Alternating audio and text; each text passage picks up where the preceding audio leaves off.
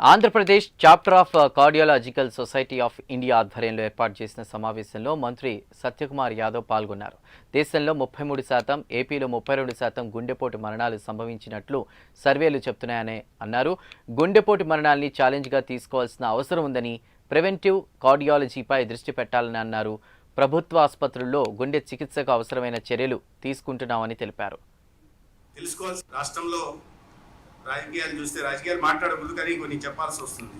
భాష రప్ప భాష ఉంటున్నాం. అది తప్పు ఒప్పో తర్వాత తెలుసుకొని ఒకసారి ఆత్మ పరిశీలన చేసుకొని ఇటువంటి భాష వాడని తప్పని తెలుసుకోవాల్సిన పోయి సమర్థిస్తూ సినిమాల్లో ఈ డైలాగులన్నీ చెప్తున్నారు కదా, సినిమాల్లో చెప్పినప్పుడు బయట చెప్తే తప్పేంటి అని.